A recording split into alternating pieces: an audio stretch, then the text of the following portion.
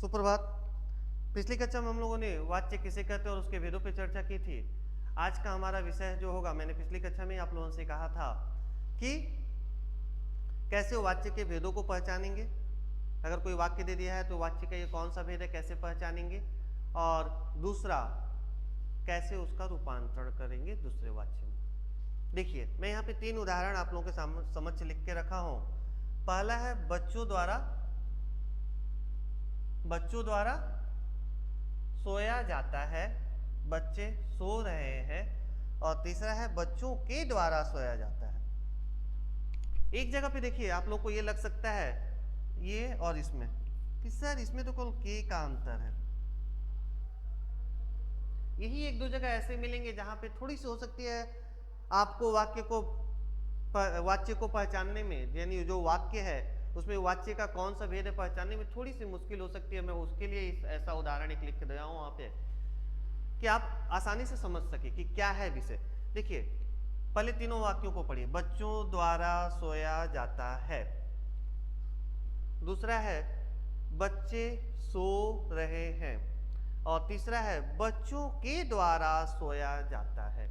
देखिए, तीनों में पहले आसान सा देख लीजिए कौन सा है। तो बच्चे सो रहे हैं, शायद बच्चे यहाँ पे कर्ता यानी कर्तृवाच्य है। ये किसका भेद हो गया? ये हो गया कर्तृवाच्य, यानी ये कर्तृवाच्य हो गया। अब यहाँ पे बच्चा दो, बच्चों द्वारा सोया जाता है, अब बच्चों के द्वारा सोया जाता है। तो अब जैसे यहाँ पे हम देख रहे हैं बच्चों के द्वारा, यानी यहाँ कर्ता कहीं ना कहीं लोप हो गया है। कर्म की ओर इशारा किया जा रहा है, क्या? के द्वारा सोया जाता है, यानी उनके द्वारा सोने का काम किया जा रहा है।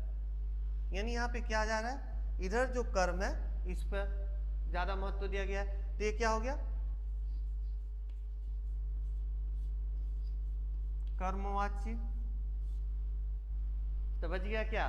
बच्चों द्वारा सोया जाता है, यानी वहां स्थिति अवस्था को बोध कर रहा है, बच्चे अभी सो रहे हैं, यानी वहां स्थिति या अवस्था का बोध हो रहा है। तो ये था कि कैसे पहचानेंगे। अब इसी का रूपांतरण देख लीजिए। अगर है बच्चों के द्वारा सोया जाता है, बोला गया कि कर्मवाच्य से आप कर्तृवाच्य में बदलिए, तो क्या बोल दीजिएगा? बच्चे सो रहे हैं। शब्द इधर उधर बदल सकते हैं आप, शब्दों के बदलाव में कोई रोक टोक नहीं है, कोई अलग से शब्द भी आप प्रयोग कर सकते हैं। अगर आप बोल दिया कि कर्तृवाच्य से भाववाच्य बनाइए, ठीक है, तो अगर बोल दिया कि भाववाच्य बनाइए, ये देखिएगा आपका अभ्यास पुस्तिका से मैंने उदाहरण लिया था, यहाँ पे लिखा हुआ है बच्चों द्वारा सोया जाता है। तो अब यहाँ पे मान लीजिए कि भाववाच्य में बदलना रहता तो क्या होता है? बच्चे सो रहे हैं, भाववाच्य में बदल दिया, बच्चों द्वारा सोया जाता है। अब बोलता कि कर्मवाच्य से भाववाच्य में बदलिए, तो यहाँ पे से के हटा देते, बच्चों द्वारा सोया जाता है। तो ये था कि कैसे हम पहचानेंगे कि वाच्य का भेद, यानी कर्तृवाच्य कौन सा है, कर्मवाच्य कौन सा है और भाववाच्य कौन सा है। और दूसरा क्या मैंने बताया, कैसे हम उसका रूपांतरण करेंगे। तो आपके अभ्यास पुस्तिका में बहुत सारे इससे संबंधित प्रश्न दिए गए हैं। अब यहाँ पे देखिए कि जब आप बोलेंगे कि कहाँ से भाववाच्य में यहाँ पे नकारात्मक नहीं मिला, तो कोई जरूरी नहीं है कि हर जगह पे आप भाववाच्य में आप नकारात्मक ही खोजोगे, मिलता है। यहाँ पे देखिएगा आपके अभ्यास पुस्तिका में ही लिखा हुआ है कि भाववाच्य में के प्रयोग, बोला भाववाच्य का प्रयोग प्रायः असमर्थता या व्यवस्था प्रकट करने के लिए नहीं के साथ किया जाता है। जैसे अब चला नहीं जाता, अब तो पहचाना भी नहीं जाता। जहां नहीं का प्रयोग होता है वहां मूल कर्ता सामान्य होता है, जैसे अब चला जाए, चलो ऊपर सोया जाए। देखिए यहाँ पर भी ये नहीं है।